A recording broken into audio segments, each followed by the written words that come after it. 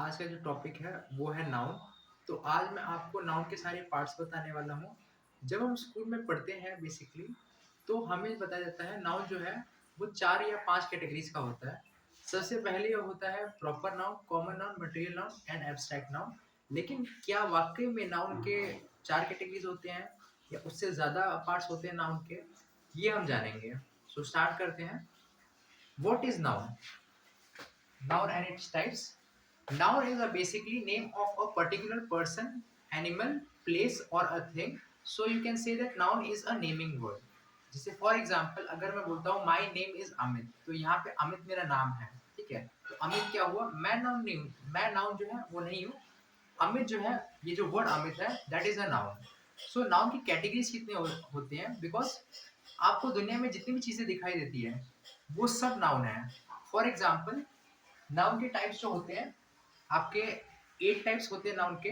सबसे पहला है प्रॉपर नाउन, दूसरा है कॉमन नाउन, तीसरा है मटेरियल नाउन, चौथा है एब्स्ट्रैक्ट नाउन, पांचवा है कलेक्टिव नाउन, छठा है आपका काउंटेबल नाउन, सातवां uncountable noun and eight is concrete noun.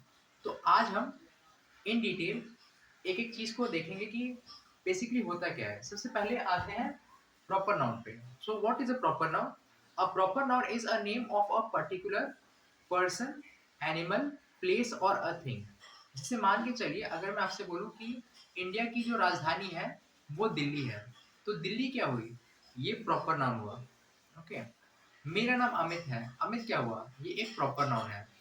And इसके बाद कॉमन नाउन।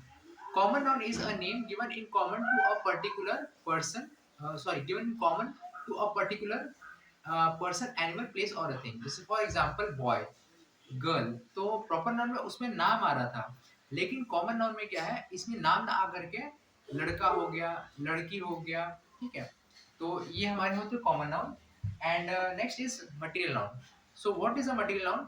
जैसे कि नाम से करता है मटेरियल, तो जो भी चीज जिसको नापा तोला जा सके that comes under the material noun. जैसे फॉर एग्जांपल आयरन, आपका वुड। ओके। एंड बहुत सारी चीजें होती हैं।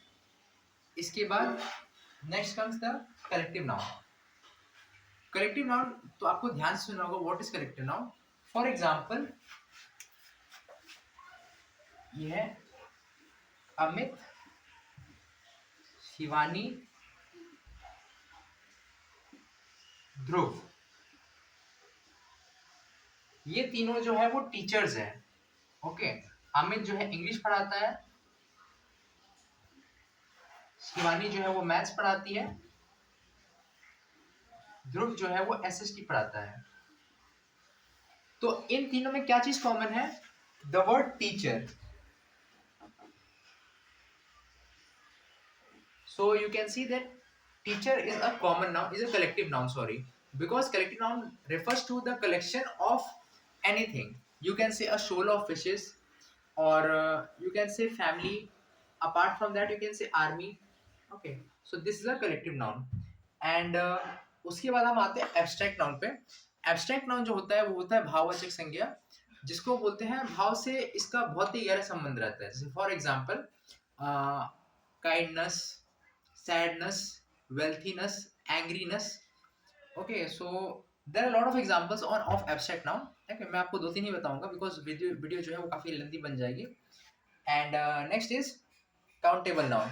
तो काउंटेबल नाउन जितनी भी चीजें आप जो गिन सकते हैं that comes under the countable noun. And uncountable noun, the things that can not be counted. For example can you count stars? It's impossible.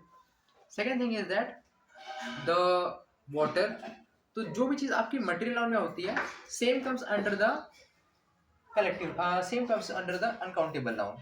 Next is concrete noun. Concrete noun उसको बोलते हैं जो हमारे सेंसेस होते हैं, eyes, knows, mouth, skin, और एक होता है I can't remember it. So it's called as a concrete noun. So ये हमारे नाउन के पार्ट्स थे। That's it.